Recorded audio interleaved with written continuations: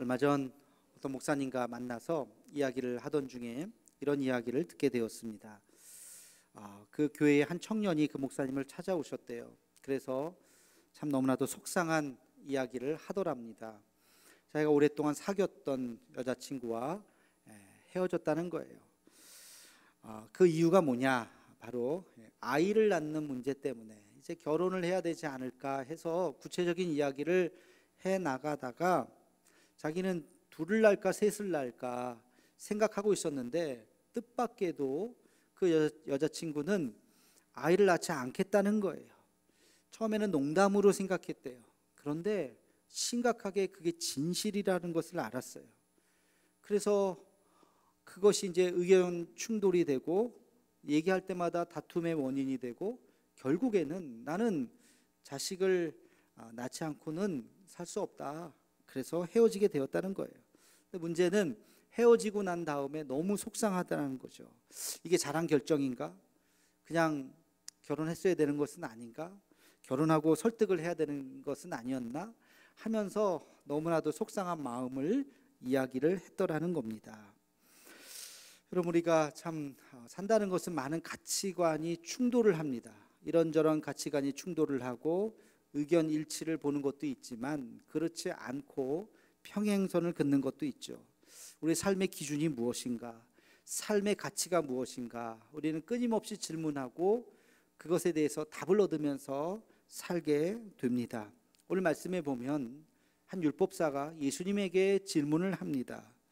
예수님, 구약의 율법 중에 제일 큰 계명이 무엇입니까? 가장 원칙적인, 가장 기준이 되는 율법이 무엇입니까? 라고 질문을 해요. 굉장히 평범한 질문인 것 같지만 사실은 이 질문에 굉장히 중요한 그 밑에 배경이 깔려져 있어요. 이 배경을 모르고서는 이 의도를 우리가 잘 파악하지 못할 수도 있어요. 이 배경을 우리가 잘 알아야 됩니다. 왜 이 바리새인인 이 율법학자가 예수님에게 이 질문을 했느냐? 유대인들은요, 그들이 자기의 금과 옥조로 여겨지는 율법이 있어요. 모세의 그 오경을 이제 실천 강령을 만들었어요. 그게 613개의 실천 강령입니다. 굉장히 구체적인 거예요. 그것을 잘 지켜야 된다고, 그것을 지킬 때 하나님이 기뻐한다고 생각하는 것이죠.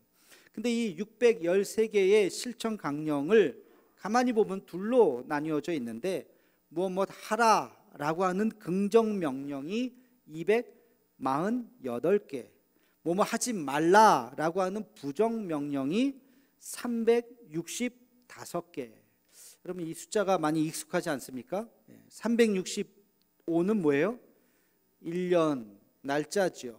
그래서 유대인들은 이것을 어떻게 해석하냐면 1년 365일 그리고 248은 무슨 숫자냐면, 저도 이걸 세어보진 않았지만 유대인들은 그렇게 생각해요. 머리부터 발끝까지 우리의 몸의 각 마디 그 마디의 숫자가 248개라는 거예요. 그러니까 248개의 명령이라고 하는 것은 우리의 온 몸을 통해서 하나님의 말씀을 매일매일 실천하라, 그렇게 이해를 한다는 것이죠. 근데 이 613개가 일렬로 그 중요도가 쭉 한 줄로 서 있는 것이 아니라 어떤 사람이 볼 때는 이 율법이 더 중요하고 어떤 사람이 볼 때는 이 율법이 더 중요하고 그 율법끼리 서로 충돌하는 경우가 있다는 거예요. 그래서 이걸 먼저 지켜야 된다, 아니다, 이 율법을 먼저 지켜야 된다라고 주로 싸우는 그룹들이 사두개인들하고 바리새인들이에요. 율법하면 둘째 가라 하면 서러울 그들이 먼저 이 율법이 먼저예요, 아니에요, 이 율법이 먼저예요 하면서 자기들끼리 싸우고 있다는 거예요. 오늘 예수님의 그 이야기를 나눴던 본문 바로 그 앞에 보면 사두개인이 예수님을 찾아와서 질문하는 내용이 나옵니다. 질문의 내용은 이런 거예요. 예수님, 한 여인이 있었습니다. 근데 그 여인이 한 남편을 가지고 있었는데 남편이 죽었어요.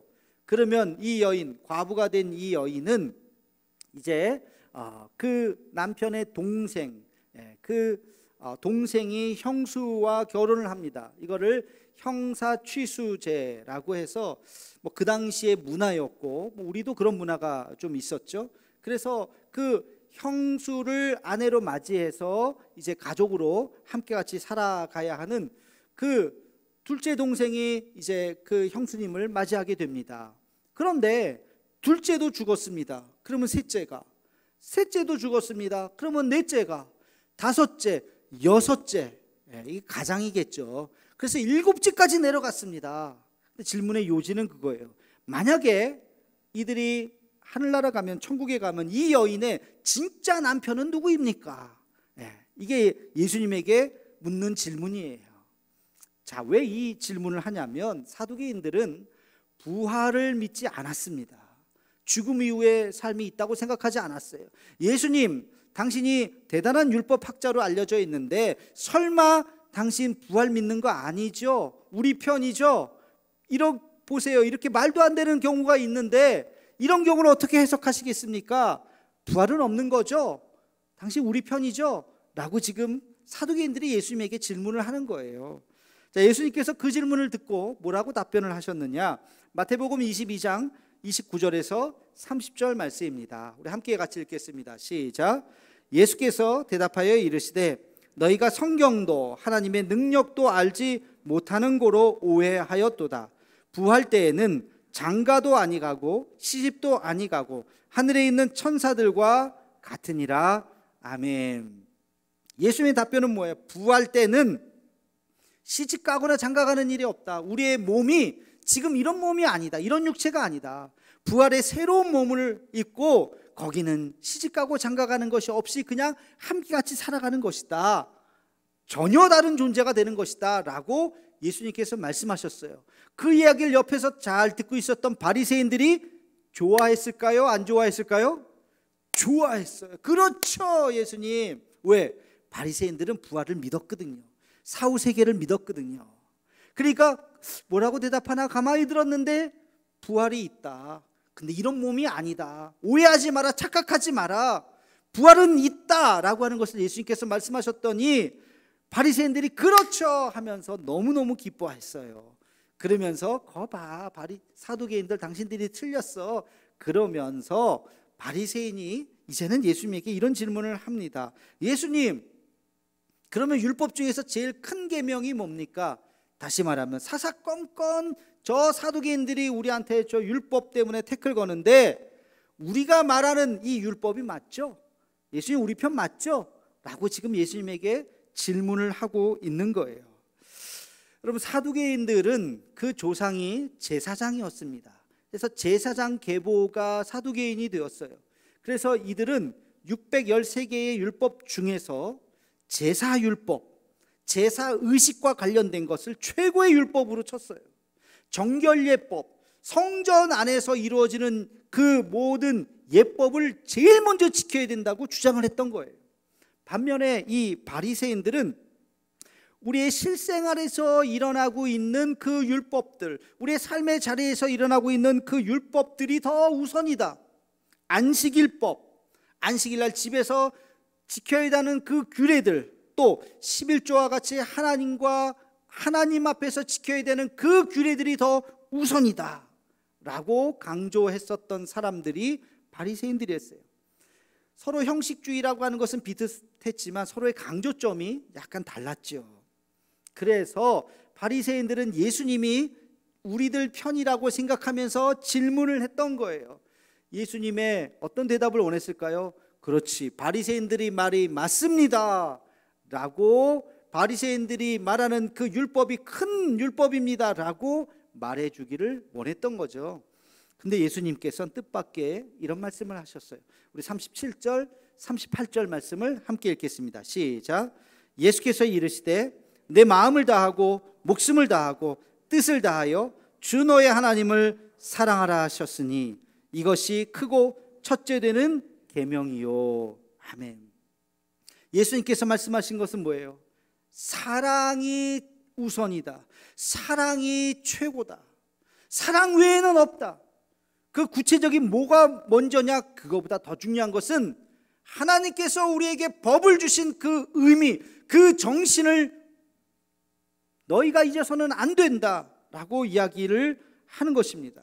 사두개인 편을 든 것도 아니고 바리새인 편 든 것도 아니고 너희가 주장하는 그 법에 왜 하나님께서 그 법을 주셨느냐? 그 법의 정신을 잊어서는 안 된다. 그 법 정신이 뭐예요?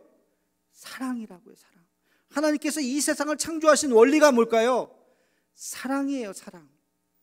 하나님께서 그 아들 예수 그리스도를 우리에게 보내주신 이유가 뭘까요? 사랑이라고요. 사랑. 여러분, 이 사랑이라고 하는 것이 모든 천지창조 그리고 우리의 삶의 가장 중요한 원리라고 하는 것이에요. 너무나도 흔하죠. 그래서 뭐 또 사랑 이야기네 그렇게 생각할지 모르지만 여러분, 그렇지 않습니다. 사랑은 공기와 같고 물과 같은 거예요. 의식하지 않으면 그 중요성을 몰라요. 그러나 그것이 없다면 한 시간도 살아갈 수가 없어요. 물 없이 어떻게 살아가겠습니까? 공기 없이 어떻게 살아가겠습니까? 기독교가 사랑 없이 어떻게 존재하겠습니까? 우리가 이 자리에 모인 것 사랑 없이 어떻게 설명할 수 있겠습니까? 여러분, 사랑이라고 하는 것입니다. 근데 이 말을 딱 들었을 때 이 바리새인들, 사두개인들도 마찬가지지만 별로 감동이 없었어요. 왜? 이들에게는 매우 구체적인 것이 필요했던 거예요. 이들이 얼마나 율법을 구체적으로 적용했는가 하면 바리새인들은 이렇게 생각을 해요. 출애굽기 35장 3절에 보면 이런 말씀이 있어요. 안식일에는 너희의 모든 처소에서 불도 피우지 말지니라. 이런 말씀이 있어요. 처소에서 불을 피우지 마라. 이걸 어떻게 이들이 적용을 할까 고민을 하다가 내린 결론이 안식일에는 요리를 하지 말아라. 왜 요리를 하지 마요? 불을 피워야 되니까. 안식일에는 음식을 해서 먹지 못합니다. 안식일에 먹을 음식은 그 전날 다 준비해야 돼요. 이만큼 구체적이에요. 그리고 안식일에는 천막을 치지 말라. 왜? 그 광야 시대에서 이제 이동하다가 안식일날 천막 치고 그러다 보면 하루가 다 가잖아요. 하나님 앞에 온전히 집중하지 못하잖아요. 안식일날 하나님 앞에 집중하기 위해서는 그날은 천막 치지 말아라. 그 전날 미리 쳐야 된다라고 하는 이 율법을 이들이 어떻게 적용을 했느냐? 이제 광야 시절도 다 지나가고 이 말씀을 그러면 우리가 어떻게 적용을 해야 될까? 천막을 치지 않는 게 뭘까 생각하다가 내린 결론이 뭐냐면 안식일날 우산을 펴지 말아라 그랬어요. 우산도 천막이에요. 이렇게 우산을 펴지 말아라. 그래서 안식일날 진짜 비 오면 정통 유대인들은 비를 다 맞습니다. 우산을 펴는 것이 천막 치지 말라고 하는 말씀의 적용이기 때문에, 그러니까 자꾸 그 말씀이 구체화되는 것까지는 좋은데 뭐만 남았어요? 껍데기만 남은 거예요. 껍데기만. 그래서 예수님께서 바리새인들을 비판하셨죠. 화 있을진저 외식하는 바리새인들이요. 그 내용은 하나도 없어졌어요. 정신은 하나도 없어졌어요. 하나님을 사랑하는 마음은 다 없어졌어요. 껍데기만 남아있는 거예요. 껍데기만 지키면 대단한 걸로 착각하는 거예요. 예수님께서 말씀하신 것은 바로 그 껍데기가 중요한 것이 아니라 너희의 마음, 너희의 중심이 중요한 것이다. 사랑하느냐, 하나님을 사랑하느냐, 너의 마음을 다해서 하나님을 섬기느냐, 그것이 첫 번째다. 둘째도 이와 같으니 내 이웃을 내 몸과 같이 사랑하라. 사랑이 모든 율법의 중심이라고 하는 것입니다. 여러분, 예수님의 이 말씀은 구약에 있는 말씀을 정리한 말씀이지만 예수님 시대에만 해당되는 것이 아니에요. 오늘 우리에게도 해당되는 성경의 진리인 줄로 믿으시기를 축원합니다. 이것은 오늘 우리에게도 이 말씀을 우리 가슴의 중심에 모시고, 진리가 무엇이냐? 그것은 사랑이라는 거예요. 기독교가 무엇이냐? 사랑이라고 하는 것입니다. 자, 이 말씀을 그러면 우리의 삶에 한번 적용을 해봅시다. 우리의 신앙에 먼저 적용을 해볼까요? 신앙의 가장 기본적인 것은 예배죠. 예배가 무엇입니까? 예배는 사랑입니다. 우리 한번 따라해 볼까요? 예배는 형식이 아니라 사랑입니다. 아멘. 예배는 사랑이에요. 이게 무슨 말이냐? 우리 코로나 시대에 비대면 예배를 드렸어요. 교회 문을 닫았던 적도 있어요. 우리 한 10주 정도 교회를 아예 못 나오는 그랬던 시간들이 있었죠. 논쟁이 붙었습니다. 그래도 되느냐? 그래도 교회는 예배당에 나와야지. 아니, 나올 수 없는 예배다. 그래서 어떤 교회는 예배의 숫자를 막 늘렸어요.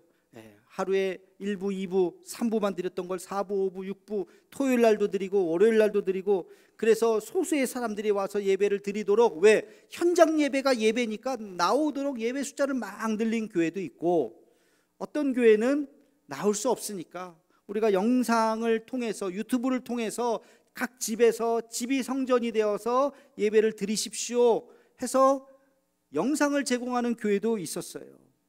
온라인이 맞느냐 오프라인이 맞느냐 논쟁도 한참 있었습니다.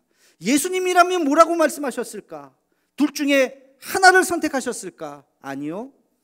예수님이라면 예배는 사랑이라. 하나님을 사랑하는 마음으로 우리가 하나님 앞에 나온다면, 그것이 온라인이든지 오프라인이든지 하나님이 받으시는 예배인 줄로 믿습니다.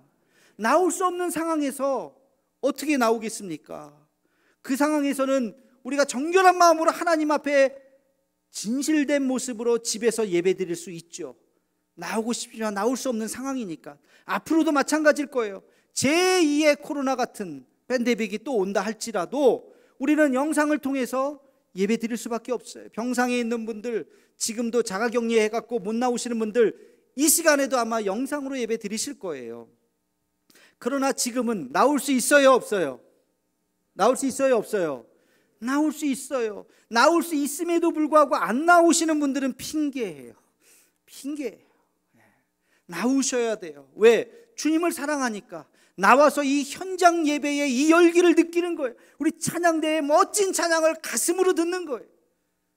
영상으로 듣는 것이 아니라 예배 전에 여러분들이 몸을 씻고 깨끗한 옷을 입고 집을 나서서 차를 타고 또는 걸어서 나오는 모든 과정이 하나님께서 받으시는 예배인 줄로 믿으시기를 축원합니다.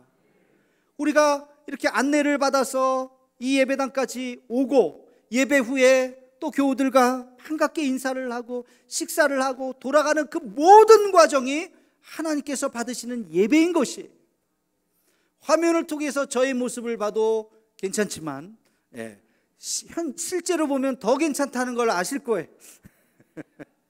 동의를 안 하시는 몇 분이 계신데 이 현장에서 느껴지는 이 예배당에서 느껴지는 이 하나님의 임재를, 이거는 모니터상에서 볼 수가 없는 거예요.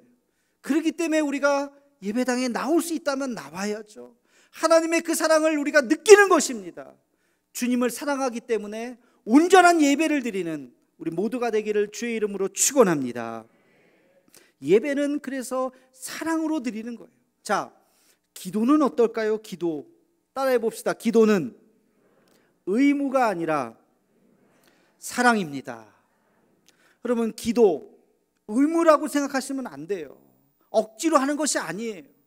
뭐 누가 본다고 하는 것이 아니에요. 뭐 주기도문 외워야 되는데 못 외우셔도 돼요. 그거 뭐 억지로 달달달달 뭐 그거 외워서 주기도문 하는 거, 어떻게 보면 이방 사람들이 하는 그런 무슨 주문과 같은 것이라고 느껴질지도 몰라요. 그 내용을 우리가 깨닫는 것이 중요한 것이지, 아무 생각 없이 그냥 중언부언하면서 외우는 주기도문이 무슨 의미가 있겠습니까? 여러분, 기도는 정말 하나님을 만나는 자리입니다. 주님을 사모하기 때문에 나의 그 마음, 나의 이 답답함, 나의 이 억울함, 나의 이 슬픈 마음, 이것을 하나님 앞에 내려놓으면서 주님 앞에 부르짖는, 그래서 하나님께서 우리를 위로해 주시고 품어주시고 격려해 주시고 말씀해 주시는 그 은혜를 경험하는 것이 기도인 줄로 믿습니다. 여러분, 그래서 기도의 자리는 은혜의 자리예요. 나가고 싶은 자리예요. 머물고 싶은 자리예요.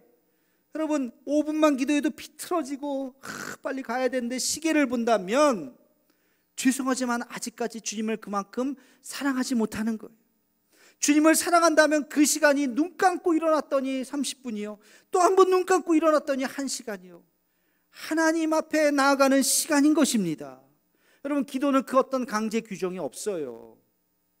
여러분, 마음을 하나님 앞에 드리는 것입니다.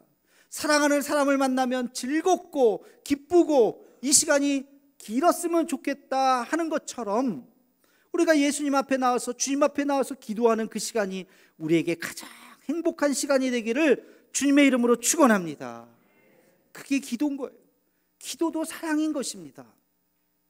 이 사랑을 이번에는 교회에 한번 적용을 해볼까요? 교회, 따라해 봅시다. 교회는 사랑입니다. 교회는 기업이 아니에요. 어떤 이득을 얻는 공동체가 아니에요. 여러분, 교회는 사랑의 공동체예요. 우리는 그저 모여서 서로 사랑하는 것입니다. 사랑하는 공동체가 교회인 것입니다. 어떤 성과를 내는 데가 아니에요. 우리가 잘못 생각하는 것 중에 하나가 교회는 성장해야 된다. 이거 잘못 착각하면 성장주의에 빠지게 됩니다.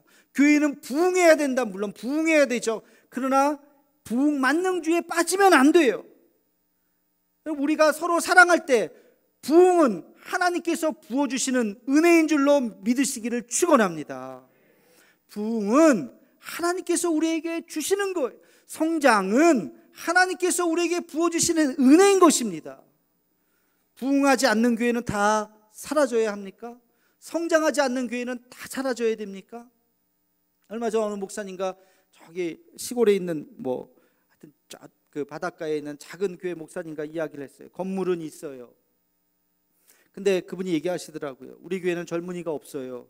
젊은이가 저는 30, 40대인 줄 알았어요. 그러니까 알고 봤더니 60대더라고요. 60대 젊은이가 없다는 거예요. 다 70 넘으신 분들만 계셔요.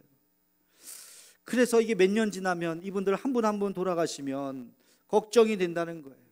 이 교회가 어떻게 돼야 되나? 없어질까? 사라질까? 근데 그런 마음에 어느 날 새벽에 다 기도를 하는데 어르신들 몇 분이 나와서 뜨겁게 눈물로 기도하신다는 거예요. 교회를 위해서, 나라를 위해서 한참을 그렇게 기도하다가 가신다는 거예요. 그 모습을 보면서 그래, 저분들을 위해서도 이 교회가 존재해야지.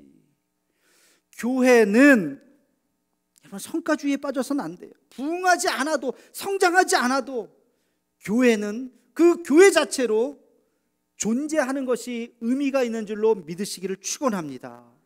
여러분, 우리가 전도합니다. 왜 전도를 해요? 우리 교회 1000명 되려고? 2000명 되려고? 아니요. 1000명, 2000명 안 돼도 돼요. 그래서 그 숫자 채우려고 전도하는 게 아니에요.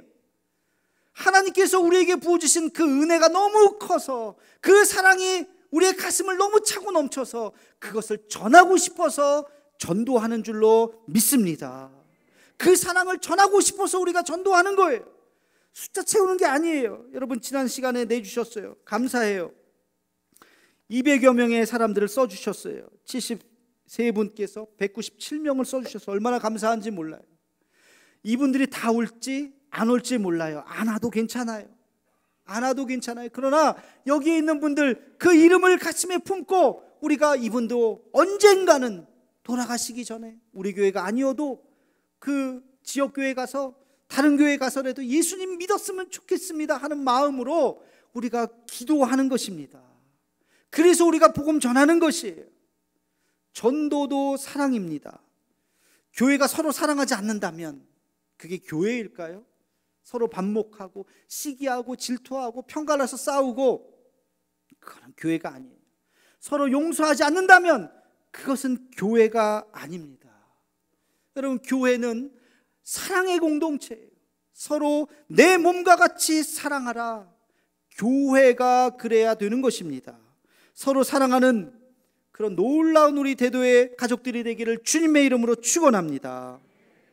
제가 처음 이야기했던 그 젊은 친구들 이야기로 한번 다시 되돌아가 봅시다. 그들이 사랑하다가 아이를 낳는 문제로 의견 차이가 나서 결국엔 헤어졌어요. 참 안타까운 이야기예요. 근데 이 사랑의 원리를 그들의 삶에 한번 적용을 해보면 어떤 결과가 있을까? 남자의 입장에서 내가 이 여자친구를 너무 사랑해, 결혼하고 싶어. 근데 아이를 낳지 않는다라고 했을 때 내가 이 여인을 사랑하는 것인가, 그가 낳은 이 자식을 사랑하는 것인가? 이런 일들은 별로 없지만 예전에 한 10여 년 전에 제 주변에서도 그런 일이 일어났어요. 제 아는 어떤 분이 아이를 낳다가 과다출혈로 그 산모가 돌아가셨다는 거예요. 저도 깜짝 놀랐어요. 그 이야기를 듣고, 야, 요즘 시대에도 이런 일이 있나? 요즘 시대에도 아기 낳다가 돌아가시는 분이 있더라고요. 만약에 여러분들에게 의사가 다급하게 지금 빨리 결정해 주십시오. 둘 중에 하나밖에 살 수 없습니다. 어머니를 살리시겠습니까? 아이를 살리시겠습니까? 라고 질문을 한다면 그럼 뭐라고 대답하시겠어요? 아이예요? 엄마예요? 답이 정답은 없어요. 각자의 판단대로. 그런데 이 남자 청년의 입장에서 만약에 둘 중에 하나를 살리는데 내가 아내를 사랑하는 마음으로 아이는 다음에 혹시 낳던지 안 낳던지 지금 이 아내를 살려주십시오. 이 아내가 나에게는 더 소중합니다 라는 마음이 있었다면 자식은 그 다음 아닐까요? 내가 누구를 사랑하는가 라고 하는 것을 먼저 생각해야 되는 거예요. 여인의 입장에서는 나는 지금 이러이러한 이유로, 그게 무슨 이유가 됐던지, 키울 자신이 없던지, 뭐 몸이 안 좋든지 나는 자식을 못 낳겠다, 지금은 그렇게 판단한다 할지라도 내가 이 남자를 너무너무 사랑한다면, 그래서 결혼하고 싶다면 지금은 내가 낳고 싶지 않지만 살다 보면 용기를 가질 수 있고 힘을 가질 수 있고, 그리고 뭐 여러 가지 뭐 의술도 있잖아요. 꼭 고생하지 않더라도 여러 가지 또 방법들이 있으니까 그런 용기를 가질 수 있지 않을까? 그 여지를 조금이라도 열어놨다면, 서로 거기까지 이야기가 되었더라면 나 안 나 양자택일이 아니라 서로 사랑하는 마음이 서로 먼저 확인이 되었다면 낳을 수도 있고 낳지 않을 수도 있고 이 위기를 넘기지 않았을까? 여러분, 결론은 사랑인 것입니다.